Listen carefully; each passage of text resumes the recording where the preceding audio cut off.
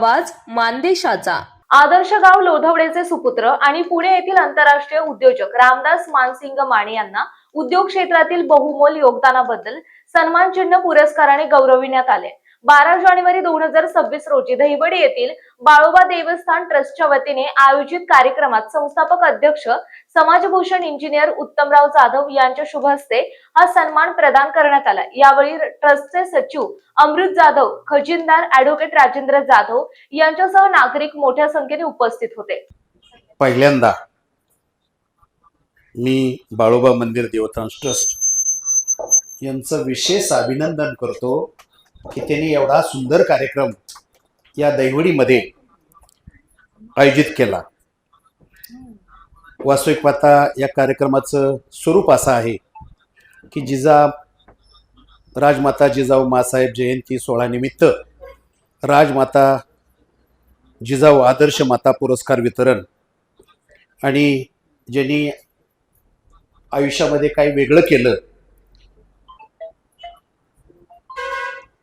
त्यांचा इथं विशेष सत्कार करणं, कारण नवीन पिढीला दिशा द्यायचं काम त्यांच्या हातून घडावं हा त्याचा प्रमुख उद्देश आहे। माननीय सौ नीलमताई अतुल जाधव नगराध्यक्ष, श्री ओंकार गुंडगे यांचा परिवार इथं आहे आणि माननीय नीरज मोहनराव जाधव अतिशय सुंदर त्यांनी आपले शब्द व्यक्त केले। माननीय सौ शीला रामकृष्ण जाधव आणि मगाशीच आमचे अनिला विजयराज पिशे यांनी उद्योग कसा घडतो, उद्योजक का व्हावं असं त्यांनी संक्षिप्तमध्ये विश्लेषण केलं। आणि पुन्हा मी निश्चितपणे या संस्थेचे जे सचिव आहेत श्री अतुलराव माधव जाधव आणि खजिनदार ॲडव्होकेट श्री राजेंद्र रामहरी जाधव या कार्यक्रमाचे ज्यांच्या आयडियातनं ही संकल्पना सुचली ते या बाळोबा ट्रस्टचे समाजभूषण इंजिनियर उत्तम Gulabrao Jadhav.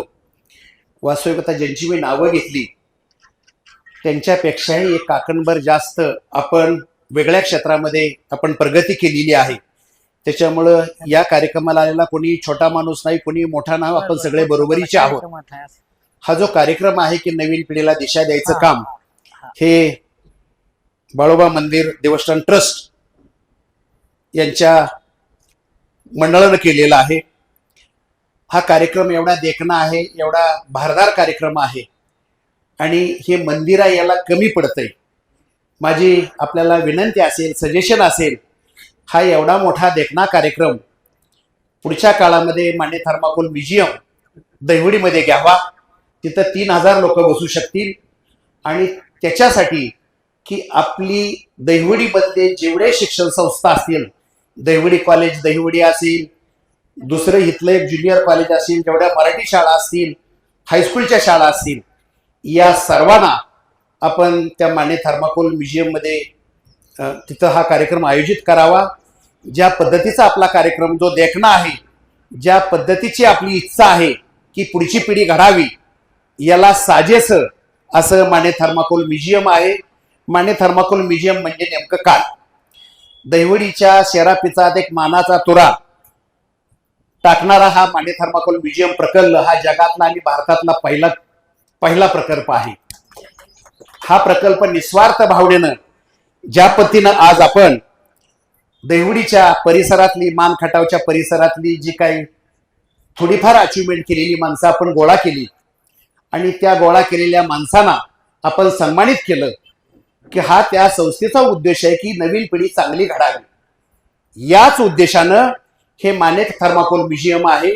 Story of thermocol and thermocol man Ramdas Mane.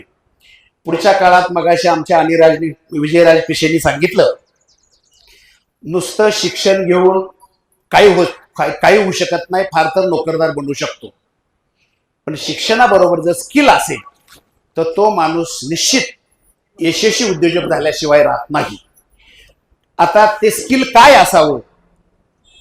तुम्ही तुमच्या शिक्षणाबरोबर कुठलंही स्किल असेल, कोण ITI करतं, वायरमन, फिटर, इलेक्ट्रिशियन, जवळजवळ त्यांचे 46 ट्रेड आहेत, कोणी लोक डिप्लोमा करतात, त्याच्यामध्ये mechanical engineer, civil engineer, electronic engineer अशा त्याच्या पण जवळजवळ 45 शाखा आहेत. कुणी इंजिनिअरिंग करतं, त्याच्या पण वेगळ्या शाखा आहेत. ह्या सगळ्या ज्या शाखा आहेत हे स्किल आहे.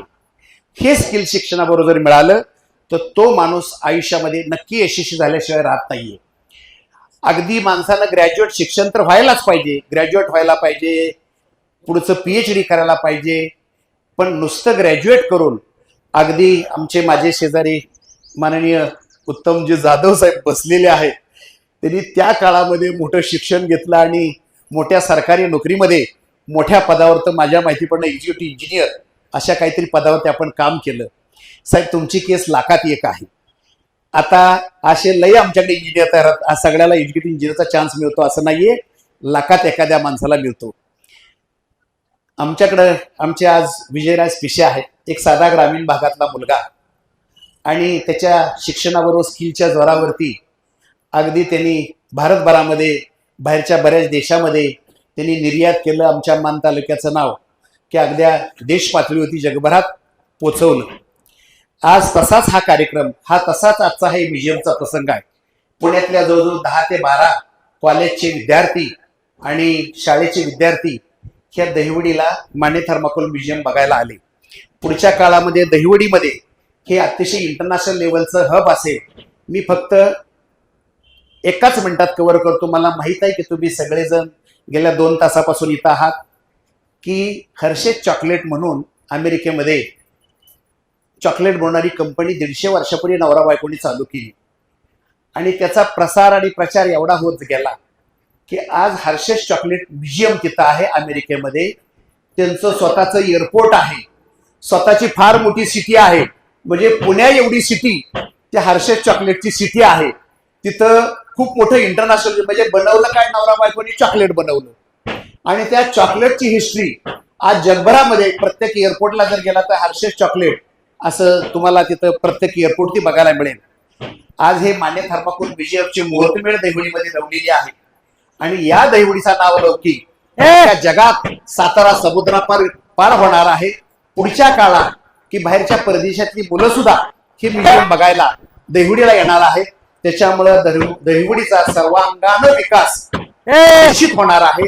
दहिवडी त्याच्यामध्ये असं फारसं प्रात्यक्षिक ऐतिहासिक जर सोडलं, एक आपलं ब्रह्मचैतन्य गोंदवलेकर महाराज, तिकडं शेवागिरी महाराज, इकडं शिंगणापूरचं, मसवडचं, पण असं टेक्निकल मध्ये किंवा मुलाला प्रेरणा देणारं असं इथं एक नवीन हा प्रकल्प माने थर्माकोल म्युझियम, विद्यार्थ्यांना उद्योजक घडवणारा हा प्रेरणा देणारा म्युझियम आहे. हे सगळ्यासाठी फ्री आहे. सगळ्यांनी आपापल्या मुलांना, आपल्या आपल्या पाल्याला घेऊन ते म्युझियम दाखवावं, त्याच्यातनं त्यांनी प्रेरणा घ्यावी, स्वतःच्या पायावर उभं राहावं, स्वतःचा संसार सोन्याचा करावा. वास्तवता माझ्या हातात माईक मिळाला की मी 2 तास माईक सोडत नाही, कारण माझं भाषण 2 मिनिटात होतच नाहीये. म्हणून साठी की आपण वेळेचं बंधन आहे, आपण सगळे थकलेला आहात. आपण युट्यूबवरती, कुणाला जर वेळ नाही मिळाला तर युट्यूबवरती रामदास माने किंवा रामदास माने माने थर्माकोल म्युझियम असं टाका, त्या म्युझियमची सर्वांना माहिती मिळेल. पुन्हा एकदा आपण आम्हाला इथं बोलवलं. माननीय बाळोबा मंदिर देवस्थान ट्रस्ट, इथं माझे एक नातेवाईक वकील, कुठे गेले वकील, हा वकील तिकडे बसले, माझे एक नातेवाईक वकील माझे शेजारी आहेत. खरोखर त्यांचं सहकार्य आम्हाला खूप मिळालं, आणि त्यांच्या सहकार्यामुळं हा एवढा मोठा इंटरनॅशनल लेवलचा प्रोजेक्ट आम्ही इथं राबवू शकतो. वास्तवता दहिवडीकरांना मी पुन्हा एकदा धन्यवाद देतो.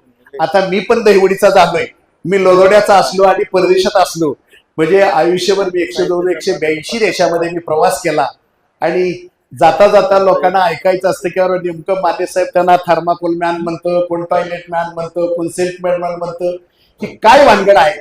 अर्ध्या वाक्यात, अर्ध्या सेकंदात सांगतो. थर्माकोल मॅन का म्हणतात, तुमच्या घरात थर्माकोल आलेला आहे, रेडिओ टीव्हीला पॅकिंग किंवा पांढऱ्या कलरचं काही सीट आलंय, ते थर्माकोल माझं आहे. भारतात मद्रास पासून दिल्लीपर्यंत, मुंबई पासून कलकत्त्यावर जेवढं थर्माकोल बनतं ते थर्माकोल एकतर माझं आहे किंवा माझ्या मशीन पासून तयार झालेलं आहे, म्हणून मला थर्माकोल मॅन म्हणतात. एवढंच नव्हे, बाहेरच्या 45 देशामध्ये, Sri Lanka, Saudi Arabia, Nigeria, Kenya, Botswana, South Africa, Tanzania, Ethiopia, Uganda, Dubai, Ras Al Khaimah, Fujairah, Sharjah, Iran, Iraq, Sudan, Germany, Eritrea, एवढ्या 45 देशामध्ये आम्ही 352 थर्माकोलचे प्रोजेक्ट निर्यात केले, 15,000 मशिनरी निर्यात केल्या. म्हणून मला थर्माकोल मॅन म्हणतात. मस्कतच्या राजाला जगातला सर्वात मोठा प्रोजेक्ट दिला तो Guinness book of world record मध्ये, आणि जगातलं सर्वात मोठं मशीन बनवलं म्हणून नेमका बुक ऑफ वर्ल्ड रेकॉर्ड मध्ये, म्हणून मला थर्माकोल मॅन म्हणतात. दुसरं मला टॉयलेट मॅन का म्हणतात की आम्ही गरीब मुलीला लग्नात टॉयलेट गिफ्ट देतो, आणि जवळजवळ आम्ही आतापर्यंत 80,000 टॉयलेट भारताच्या 28 स्टेटमध्ये दिलेले आहेत.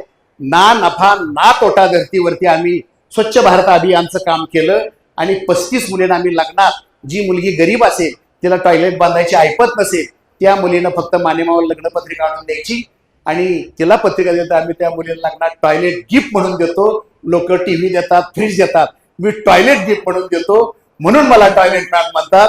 तिसरा सेल्फ मेड मॅन, की याच भागातलं म्हणजे माझं दहिवडी तसं पाहिलं तर माझं आजोळ असं म्हणावं लागेल.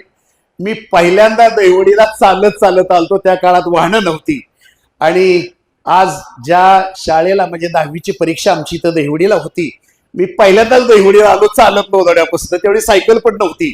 आणि असा जो प्रवास आहे की अगदी आमचा लोधोड, मिळाचा वडा, दहिवडी, सातारा, पुणे, आणि नंतर जगभरामध्ये 182 देशात जाऊन आलो. 20 कोटी रुपयाचा विमान प्रवास केलेला आहे, पृथ्वीला 3 वेळा मारलेला आहे. म्हणून मला सेल्फ मॅन म्हणते. सर, आपण मला वेळ दिला, 2 मिनिटं बोलायची संधी दिली, पण पुन्हा एकदा सजेशन जाता जाता म्हणून सांगतो, पुढच्या काळातला जो कार्यक्रम असेल ते माने थर्माकोल म्युझियम मध्ये असेल, आणि 3,000 लोक तिथं ते मावू शकतील असं स्वच्छ, सुंदर आणि छानपैकी ते वास्तू आहे. आज सातारा जिल्ह्यातल्या अशा पद्धतीची पहिली वास्तू आपल्या दहिवडीमध्ये तयार झालेली आहे. त्याच्यामध्ये नुसता लग्नाचा कार्यक्रम होत नाहीये, तर त्याच्यामध्ये म्युझियमचा होतं, 200 लोकांची राहण्याची सोय आहे, इंटरनॅशनल लेवलचे टॉयलेट बाथरूम आहेत. आणि पुढच्या काळामध्ये या वास्तूचा माझं बाळोबा मंदिर देवस्थान ट्रस्ट यांना माझी विनंती आहे, माझं सजेशन आहे, पुढच्या कार्यक्रमाला आम्ही हे माने थर्माकोल म्युझियम आणि ब्रह्मचैतन्य गोंदलेकर महाराज, तुमचं एवढं चांगलं सोन्यासारखं एवढं समाजभूषणाचं कार्य आहे, तुमच्या कार्याला फुल नाही फुलाची पाकळीची मदत म्हणून पुढच्या वर्षी तुम्हाला कार्यालय फ्री मध्ये दिलं हा शब्द देतो, आणि पुढचा कार्यक्रम खूप देखणा व्हावा असे माझी अपेक्षा आहे. त्या कार्यक्रमाला निश्चितच तुमच्या मदतीला मी पण असेल. आपण मला वेळ दिला, आणि इथं विशेष म्हणजे एक पत्रकार भोसले म्हणून कोण आले, त्यांनी फक्त हात वर करा. कोण पत्रकार भोसले आहेत का? त्यांचा फोन कोणाचा तरी आलता. काशी साहेब, अभिनंदन. पुन्हा एकदा आपल्या सर्वांचं कौतुक, सर्वांचं अभिनंदन. मी थोडा जास्त वेळ बोललो त्याबद्दल माफी मागतो. इथं थांबतो. धन्यवाद. थँक्यू. आपल्या जिल्ह्यातील तालुक्यातील लेटेस्ट बातम्या पाहण्यासाठी आजच मान चौफेर न्यूज चॅनलला YouTube वर सबस्क्राईब करा आणि बेल आयकॉन प्रेस करा.